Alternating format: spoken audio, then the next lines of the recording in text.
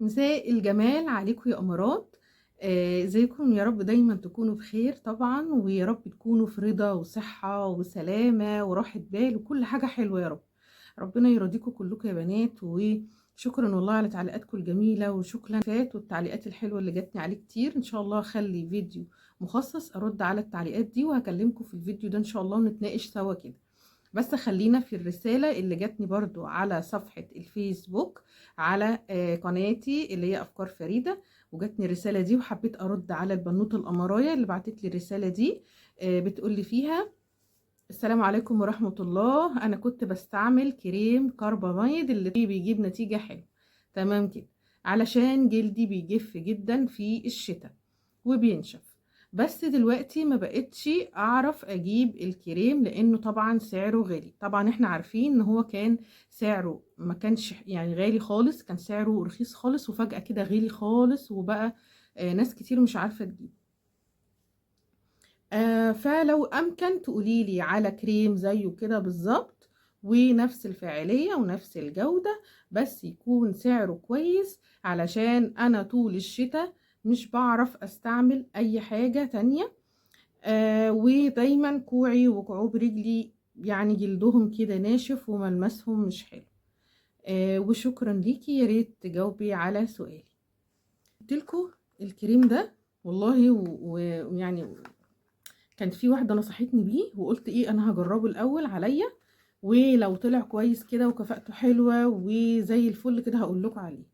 فوالله انا جربته الاول ولقيته حلو قوي، ولقيته يمكن كمان احسن من الكرباميد. هو مش واخد شهرة جامدة ولا حاجة، بس هو كفاءته حلوة قوي. هو اسمه كده، هو اسمه يوريكير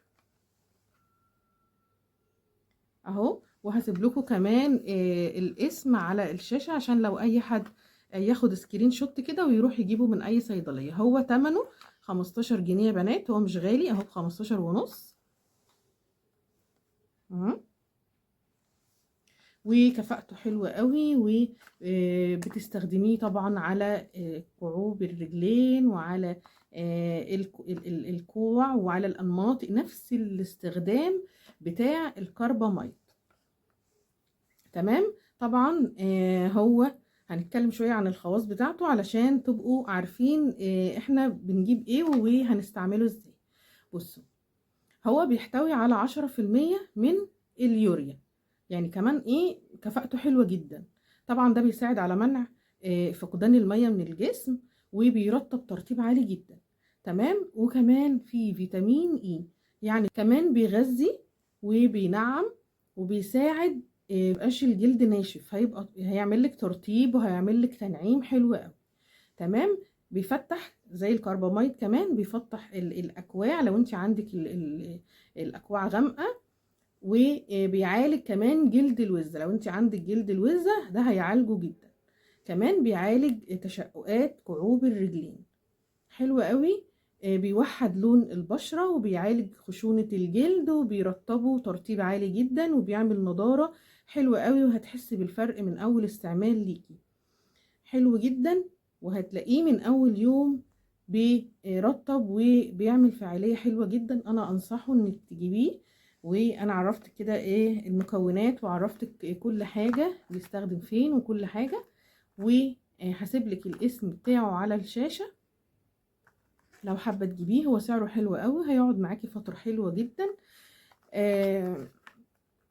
كمان طريقة الاستعمال بتاعه، بتغسلي اي المناطق اللي انت عايزة تحطي فيها، اذا كان الكوعان، الكعوب الرجلين، بتغسليهم حلو قوي. وبتحطي لو على كعوب الرجلين بتحطي كمية مناسبة، وبتلفيها بكيس او بستريتش، وبعد كده بتحطي عليها الشراب طول الليل. ده طبعا طول الليل هيبقى حلو قوي، هيديكي نتيجة حلوة قوي. هتصحي الصبح هتلاقي ترطيب، انت كمان هتستغربي من الترطيب العالي ده، وهتلاقي نعومة حلوة قوي، وهتلاقي تفتيح. ده كان الفيديو بتاعي النهاردة. ولو عندي شاركي الفيديو لكل اصحابك اللي محتاجين الفيديو دوت، والله هيدعولك عليه خالص. وما تنسيش اللايك القمر. والسلام عليكم ورحمة الله وبركاته.